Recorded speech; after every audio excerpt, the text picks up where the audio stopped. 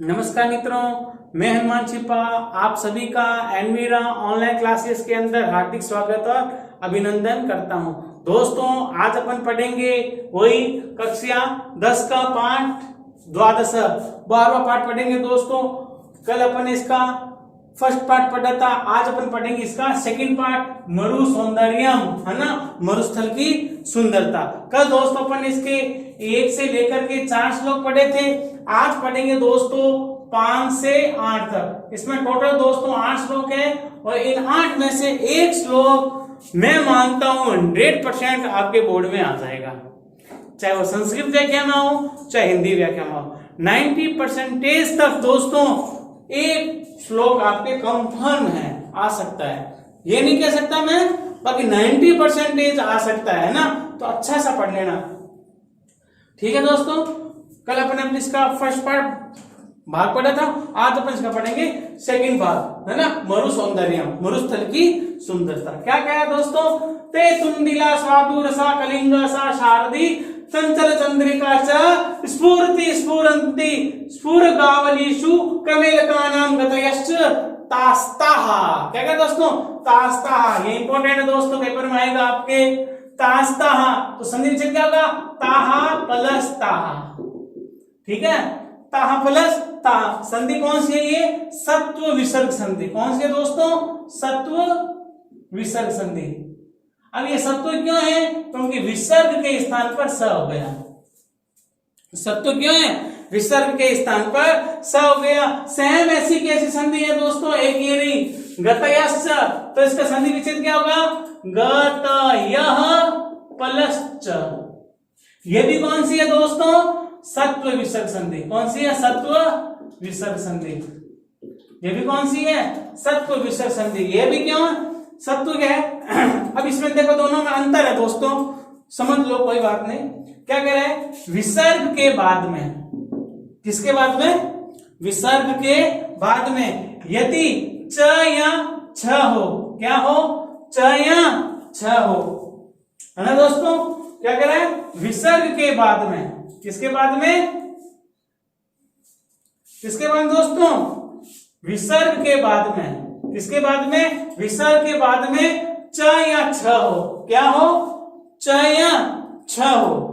विसर्ग के बाद में च या छ हो तो विसर्ग के स्थान पर संकर वाला स हो जाता है।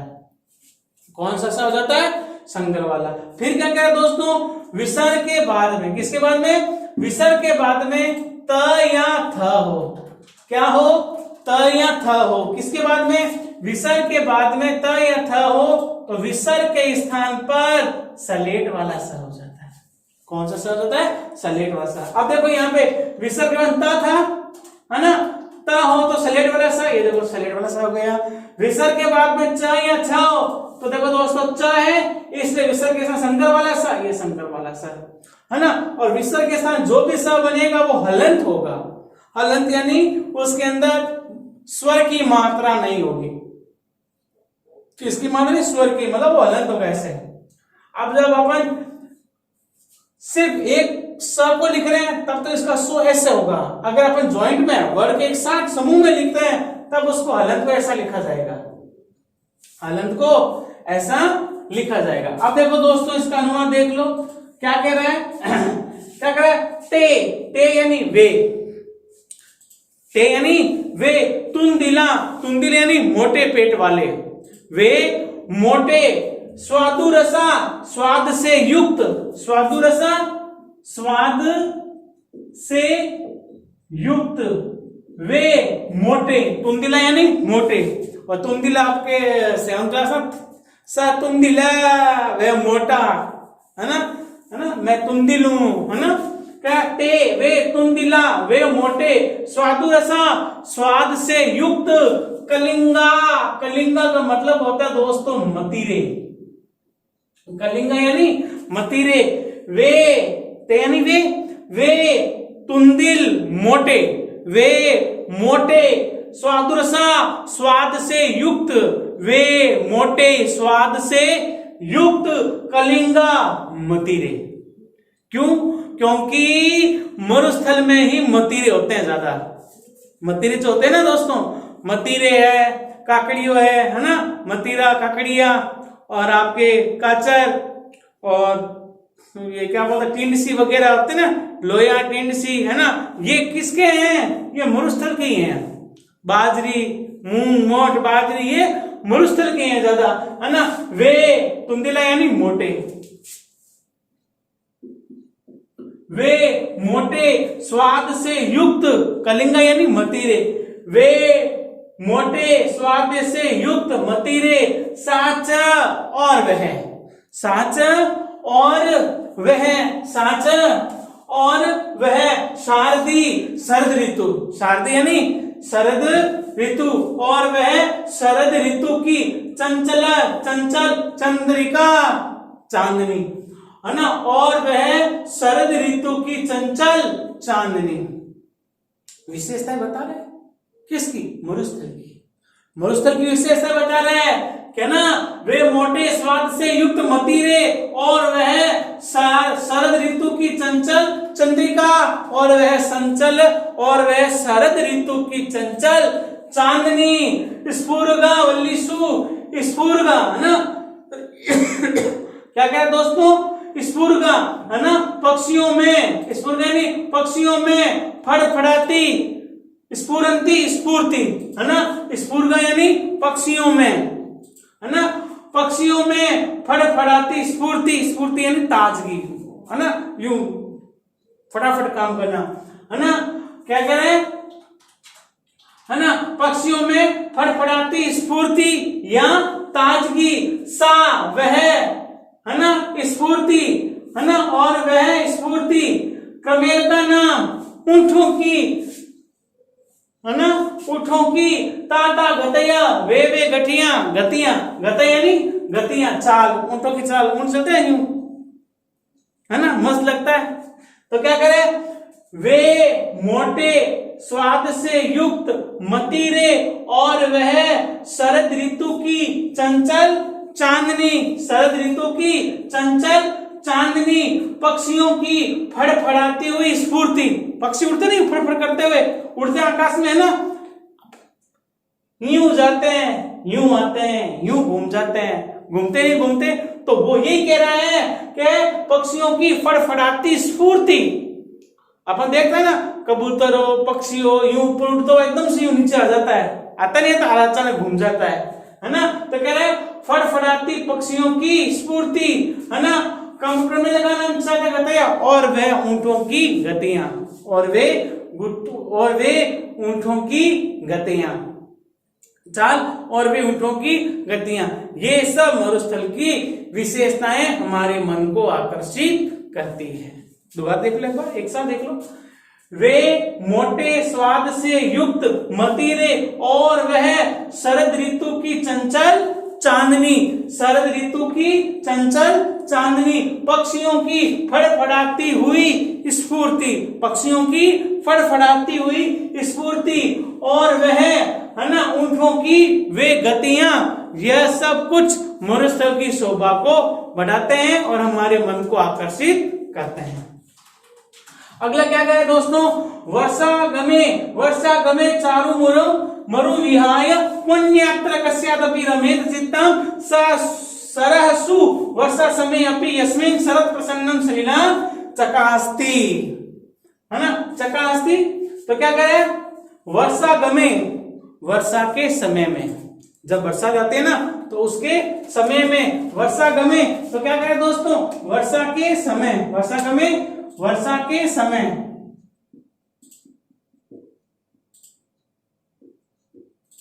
वर्षा समय या यानी वर्षा गमे, वर्षा के होने पर या वर्षा के समय में, वर्षा के समय में या वर्षा के होने पर चारु मरुम, चारु यानी सुंदर, मरु यानी मरुस्थल प्रदेश, है ना, है ना, वह, है ना, वर्षा के समय में सुंदर मरु प्रदेश, मरु प्रदेश रेगिस्तान को तो कह रहा है वर्षा के होने पर सुंदर मरु प्रदेश को विहाय, विहाय का मतलब होता है दोस्तों छोड़कर, विहाय का मतलब क्या होता है?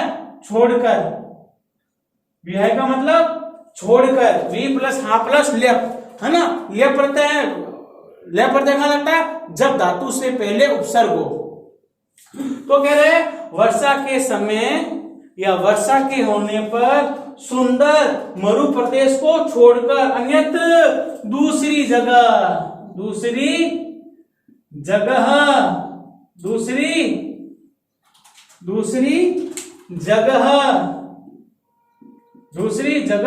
को कहीं पर भी कस्यापि किसी का भी चित्ता मन रमेत नहीं लगता है। यानी कि कह रहा है वर्षा के समय अर्थात वर्षा के होने पर मरु प्रदेश को छोड़कर अन्यत्र यानी अन्य दूसरी जगह कहीं पर भी मन नहीं लगता है। अर्थात जब मरु प्रदेश में वर्षा होती है तो वहां पर जो वर्षा होती है तो वहां का नजारा देखने में बहुत ही मजा आता है ना। तो कह रहा है वर्षा के होने पर मरु प्रदेश को छोड़कर अन्यत्र यानी दूसरी जगह कश्यपी कहीं पर भी मन नहीं लगता है ना। तो क्या कह रहा है? तो ये कह रहा है वर्षा होने पर मरु प्रदेश को छोड़कर दूसरी कहीं पर भी मन नहीं लगता है। यस्मिन जिस मरुस्थल में मरु प्रदेश में जिस मरु प्रदेश में वर्षा के समय में जिस मरु प्रदेश में है ना वर्षा के समय में सरह तालाब है ना। क्या कह रहा है?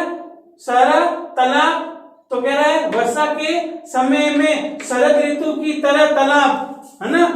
वर्षा के समय में शरद तालाब। तो कह रहा है शरद ऋतु की शरद प्रसन्नम। तो कह रहा है शरद ऋतु क्या कह रहा है? शरद ऋतु की तरह तालाब। शरद ऋतु की तरह तालाब अति निर्मल जल की शोभा देता है। निर्मल जल की शोभा देता है। एक बार दोबारा देखेंगे, बाद में देखेंगे। तो क्या कहें दोस्तों? वर्षा के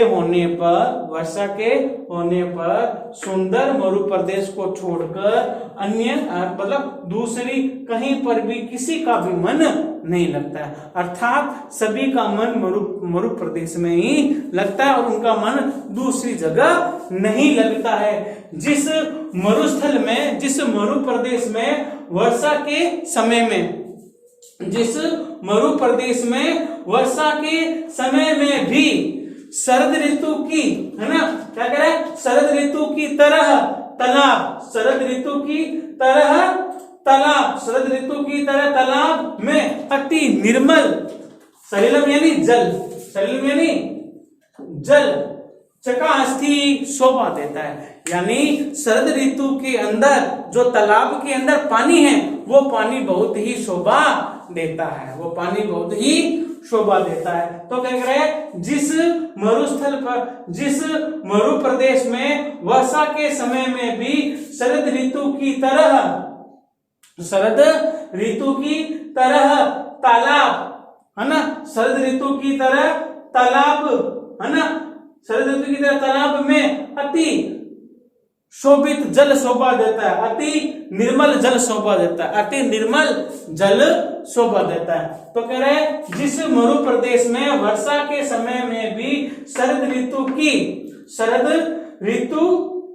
तरह तालाब है ना शरद ऋतु की तरह तालाब में अति निर्मल जल शोभा देता है। जलम शरीर जल चकासी यानी शोभा देता है। तो कह रहे हैं शरद ऋतु में अति निर्मल जल शोभा देता है। अगला क्या कह रहा है? गाव प्रसन्ना मृजा प्रसन्ना देवा प्रसन्ना वतदान यज्ञै केवनाम तत् प्रसन्नम तत् अन्नम मरो समृद्धम विद्या समृद्धो भवता विधेयः। तो दोस्तों क्या कह रहे हैं? अन्य में मरु यानी मरु प्रदेश में यानी मरुस्थल में मरु प्रदेश में गावा प्रसन्ना गायें प्रसन्न है। गायें क्या है? गाव यानी गायें क्या है? प्रसन्न है। मनुजा प्रसन्ना मनुष्य भी प्रसन्न है। मनुष्य भी प्रसन्न है। व्रत दान यज्ञ व्रत दान तथा यज्ञ तथा यज्ञ तथा यज्ञ के द्वारा देवा प्रसन्ना, देवता भी प्रसन्न है। तो क्या कह रहा है, मरुस्थल प्रदेश में गायें प्रसन्न है, गायें खुश हैं, मनुष्य प्रसन्ना, लोग खुश हैं, मनुष्य यानी लोग खुश हैं। व्रतदान यज्ञ, व्रतदान और यज्ञ के द्वारा देवा प्रसन्ना, देवता भी प्रसन्न है। मरुस्थल प्रदेश में गायें प्रसन्न हैं, लोग प्रसन्न हैं, खुश हैं, यानी मरुस्थल प्रदेश में गायें खुश हैं, लोग खुश हैं, है ना। व्रत दान यज्ञ के द्वारा देवता भी प्रसन्न हैं, देवता भी प्रसन्न है ना। तीन नाम तक यत मरौ न समृद्धम, वह क्या नाम है, वह क्या है, वह क्या है जो, यत यानी जो, किम यानी क्या, तत् यानी वह, है ना। तो वह क्या है जो मरु मरुस्थल प्रदेश में न समृद्ध, जो समृद्ध नहीं है अर्थात संपन्न नहीं है, वह क्या है, वह क्या है जो मरुस्थल में समृद्ध नहीं है यानी संपन्न नहीं है, अर्थात मरुस्थल में सब कुछ संपन्न है, अर्थात मरुस्थल में सब कुछ समृद्ध है, मतलब सब कुछ विकास हो चुका है। सो अयम मरु, है ना, सो अयम मरु, यह वह मरुस्थल है, भवता आपके द्वारा, यह वह मरुस्थल है जो आपके द्वारा, जो आपके द्वारा, जो आपके द्वारा विद्या समृद्धा भवे विधेय, जो आपके द्वारा विद्या से, विद्या है ना, विद्या में समृद्ध बधेया संपन्न करता है ना। तो कह रहा है सो अयम मरु, यह वह मरुस्थल है जो आपके द्वारा विद्या में संपन्न करता है, आपके द्वारा विद्या में संपन्न करता है। तो दोस्तों दोबारा देख लो, तो क्या करे, मरु प्रदेश में गायें खुश हैं, लोग खुश हैं, व्रतदान यज्ञ के द्वारा देवता भी प्रसन्न हैं, व्रतदान यज्ञ के द्वारा देवता भी प्रसन्न हैं। वे क्या है जो मरुस्थल में संपन्न नहीं है, वे क्या है जो मरु प्रदेश में संपन्न नहीं है, अर्थात सब कुछ मरु प्रदेश में संपन्न है, अर्थात सब कुछ मरु प्रदेश में संपन्न है। यह वह मरु प्रदेश है जो आपके द्वारा विद्या में संपन्न करना चाहता है, संपन्न करता है, विद्या में आपसे, है ना, आपके द्वारा विद्या में संपन्न करता है। किसके द्वारा, भवता आपके द्वारा विद्या में संपन्न करता है, आपके द्वारा विद्या में संपन्न करता है। एक बार फिर देखो दोस्तों, मरु प्रदेश में गायें खुश हैं, लोग खुश हैं, व्रतदान यज्ञ के द्वारा देवता भी खुश हैं। वह क्या है जो मरु प्रदेश में संपन्न नहीं है, जो मरु प्रदेश में विकसित नहीं है, जो मरु प्रदेश समृद्ध नहीं है, अर्थात सब कुछ मरु प्रदेश में संपन्न है ना। सो अयम मरु, यह वह मरु प्रदेश है जो आपके द्वारा विद्या में संपन्न करता है, जो आपके द्वारा विद्या में संपन्न करता है। अगला क्या कहते दोस्तों, माना मणि सीता मैत्री मरु दूषण मरीचिका मृगा मूर्धनि मनुष्याणाम उष्णीसम प्रमुखम भरौ, प्रमुखम मरौ। तो क्या है, मानम सम्मान, मानम यानी सम्मान, सम्मान, मनीषिता विद्वता, तो कह रहे सम्मान, विद्वता, मैत्री, मित्रता, मैत्री, मित्रता, उष्ण मरुतम, उष्ण का मतलब होता है गर्म, मरुत का मतलब होता है हवा, है ना, गर्म हवा, मरीचिका मृग तृष्णा, मृग तृष्णा, मृग तृष्णा, है ना, मनुष्याना मूर्धनि मनुष्यों की पगड़ी, मनुष्याना मूर्धनि मनुष्यों की पगड़ी बोल दो, साफा बोल दो, है ना, मनुष्यों का साफा या मनुष्य की पगड़ी, उष्णीसम, अच्छा मूर्धनि यानी सिर हो गया, सिर की पगड़ी है ना, मनुष्यों की सिर की पगड़ी,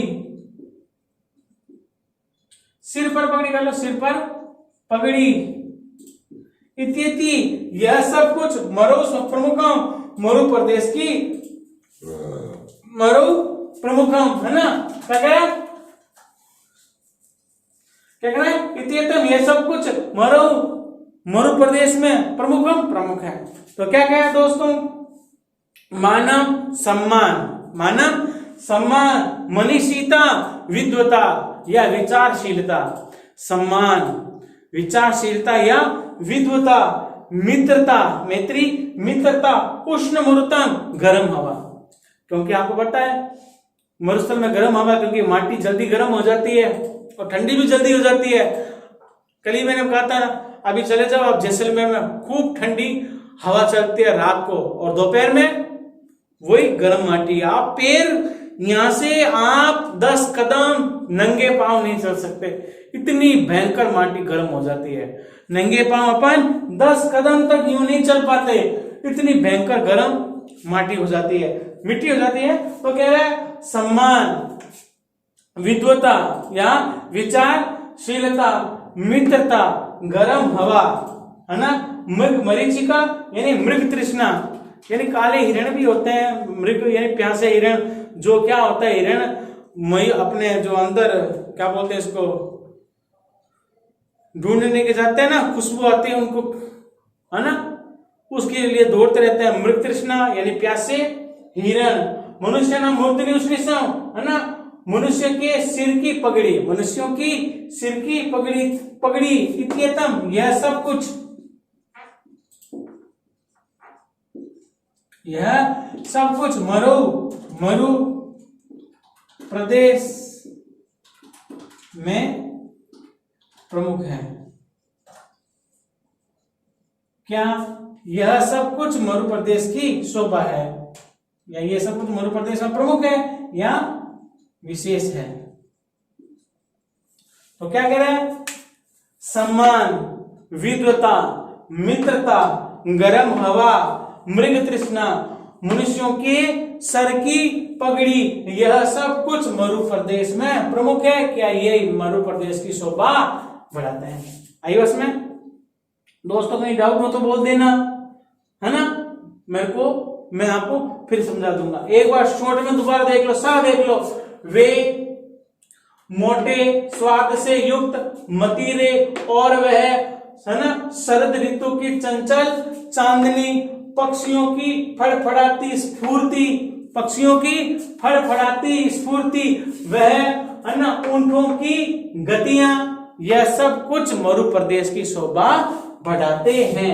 वर्षा के समय में सुंदर मरु प्रदेश को छोड़कर अन्यत्र दूसरी जगह कहीं पर भी मन नहीं लगता है। जिस मरुस्थल में वर्षा के समय में शरद ऋतु की, है ना, शरद ऋतु की तरह तालाब, है ना, शरद ऋतु की तरह तालाब अति निर्मल जल शोभा देता है, अति निर्मल जल शोभा देता है। फिर क्या कह रहा है, मरु प्रदेश में गायें खुश हैं, लोग खुश हैं, व्रतदान यज्ञ के द्वारा देवता भी खुश हैं, व्रतदान यज्ञ के द्वारा देवता भी खुश हैं। वह क्या है, जो मरुस्थल में संपन्न नहीं है, अर्थात मरुस्थल में सब कुछ संपन्न है ना। और, है ना, वह यह मरु प्रदेश है जो आपके द्वारा विद्या में संपन्न करता है। ये वह मरु प्रदेश है जो आपके द्वारा विद्या में संपन्न करता है। मान, विद्वता, मित्रता, गर्म हवा, मृग तृष्णा, मनुष्यों के सर की पगड़ी, यह सब कुछ मरु प्रदेश की शोभा को बढ़ाते हैं, यह मरु प्रदेश में प्रमुख है। धन्यवाद दोस्तों, वीडियो को लाइक, सब्सक्राइब और शेयर करें, ज्यादा से ज्यादा अपने मित्रों को भेजें। धन्यवाद।